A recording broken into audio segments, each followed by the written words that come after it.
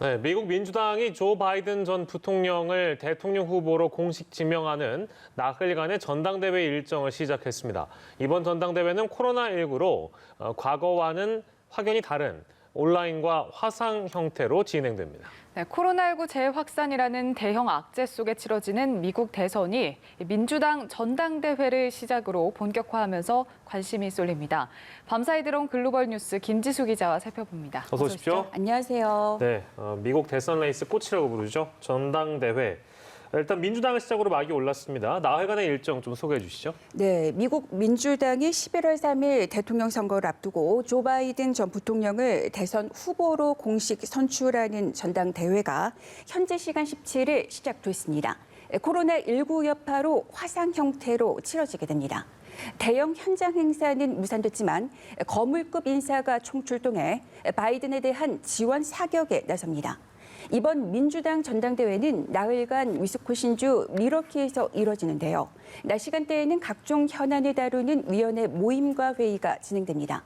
본 행사는 동부 시간 기준으로 매일 밤 9시에서 11시 2시간씩 화상으로 열리게 됩니다. 우리 시간으로 대략 한 40분쯤 후인 오전 10시에 본 행사가 화상으로 펼쳐지게 됩니다. 첫날인 17일에는 경선에서 바이든의 라이벌이었던 버니 샌더스 상원 의원과 미셸 오바마 여사를 비롯해 또 앤드루 쿠오모 뉴욕지사가 지원 연설에 나섭니다. 둘째 날인 18일에는 바이든 전 부통령을 대선 후보로 지명하는 절차가 진행됩니다. 또 주별 경선 결과를 반영한 대의원 공개 투표가 이뤄집니다. 셋째 날인 19일에는 카멀라 해리스 상원 의원을 부통령 후보로 지명합니다. 이날은 오바마 전 대통령과 힐러리 클린턴 전 국무장관, 엘리자베스 워런 상원 의원이 연설자로 나서게 됩니다. 마지막 날인 20일에는 바이든 전 부통령이 정치적 고향인 델러웨어에서 후보직 수락 연설을 하는 것으로 전당대회의 대미를 장식하게 됩니다.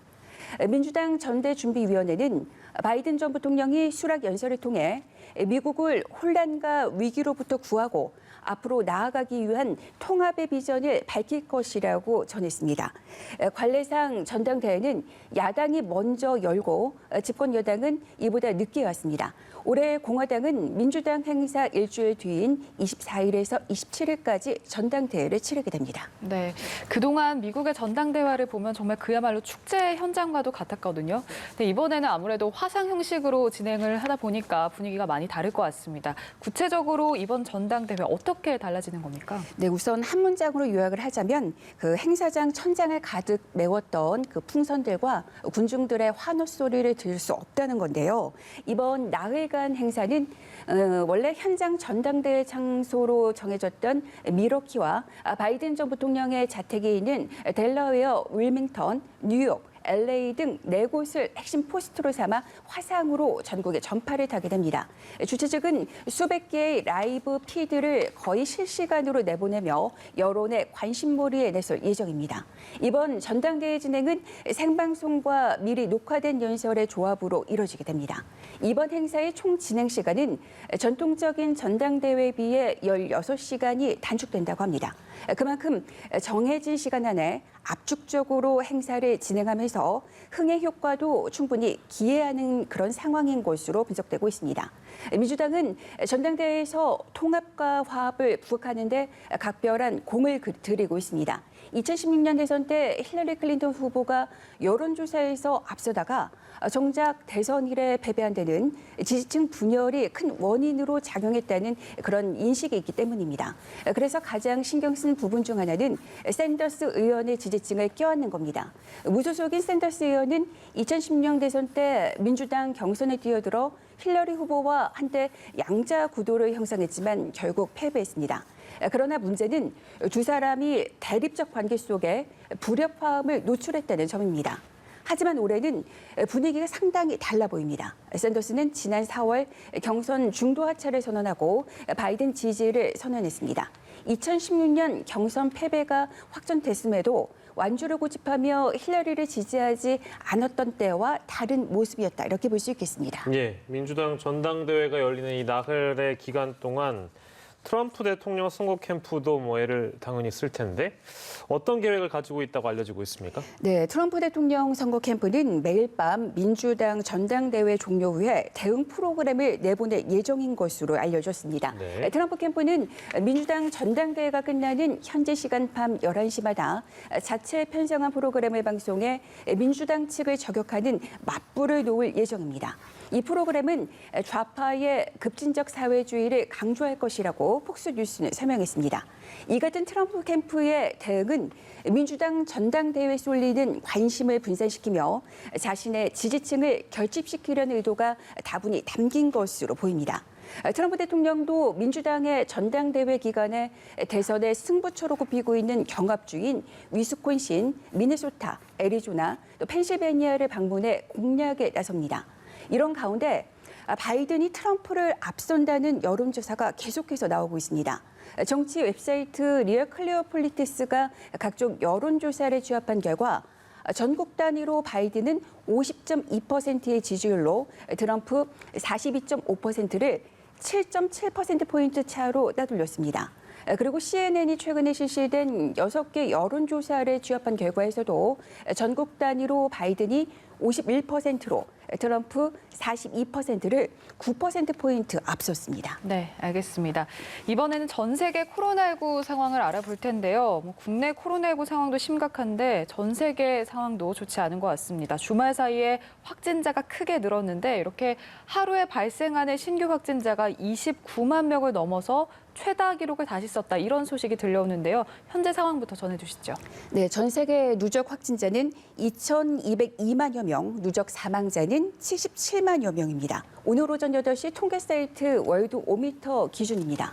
미국이 560만 명을 넘어 확진자가 가장 많고 브라질 335만 명, 인도 270만 명을 각각 넘으며 뒤를 이었습니다. 미국과 브라질, 인도의 경우 지난 일주일간 하루 신규 확진자 수가 각각 10만 명 이상 발생하는 등 상황이 좀처럼 진정되지 않고 있습니다. 미국에서 코로나19 사망자가 17만 명을 넘어서면서 코로나19가 미국에서 사망 원인 3위에 올랐다는 분석이 나왔습니다. 미국 질병통제예방센터 CDC의 2018년 통계에 따르면 미국에서는 심장병과 암으로 인한 사망자가 각각 65만 5천 명, 59만 9천 명으로 사망원이 1, 2순위였습니다. 휴가철 관광객들이 몰리는 유럽에서 재확산이 빨라지고 있습니다. 스위스에서는 제네바 당국이 식당을 방문한 고객의 개인정보 기록을 의무화하기로 했습니다. 이라크에서는 16일 신규 확진자가 4,300명 넘게 나와서 신규 확진자 최다를 기록했습니다. 최근 대폭발 참사가 발생했던 레바논에는 확진자가 급증하면서 봉쇄 조처가 다시 시행될 전망입니다. 예. 자, 그리고 아베 신조 일본 총리 건강 이상설이 있었는데 어제 병원에서 검진받았다 이런 소식이 전해지면서 관심을 끌고 있습니다. 이게 그러니까 뭐 코로나 옮은 거 아니냐 등등, 뭐 혹은 지병이 더 안 좋아진 거 아니냐 등등 뭐 이런 설은 많은데 글쎄요, 어떤 내용입니까? 네, 현재까지 상황을 좀 정리하면요. 아베 총리가 17일 도쿄 게이우대 병원에서 건강 검진을 받자 일본 정계는 물론 사회가 술렁이고 있습니다. 네. 건강 이상설이 불거진 시점에 돌연 병원을 찾은 데다 같은 병원에서 정밀 검진을 받은 지 2달여 만에 또 그것도 7시간 이상 검사를 받았기 때문입니다. 건강 이상설은 일본 주간지가 지난 7월 6일에 아베 총리가 피를 토한 것으로 알려졌다고 보도하면서 확산했습니다. 스가 요시히데 관방장관이 기자회견에서 아베 총리의 건강 관련 질문에 전혀 문제가 없다며 건강 이상설을 부인했습니다. 그러나 코로나19 대처로 피로가 쌓여서 아베 총리의 걷는 속도가 느려지고 있다는 등 일본 언론 보도가 계속해서 나왔습니다. 아베 총리 주변에서는 건강검진에 대해서도 통상적인 건강 체크라고 설명했습니다. 병원 측도 지난 6월 검진에 따른 추가 검사라고 밝혔습니다. 그러나 집권 자민당에서도 우려가 제기됐습니다.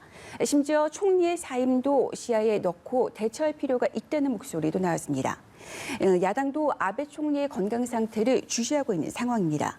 일본에서는 지난 4일 이후 신규 확진자가 1,000명 안팎을 기록하며 재확산이 빨라지고 있습니다. 어제 사망자는 15명이 나와 지난 5월 중순 긴급사태 해제 이후 최다 사망을 기록했습니다. 네, 이 소식까지 만나봤습니다. 지금까지 글로벌 브리핑의 김지수 기자였습니다. 고맙습니다. 고맙습니다.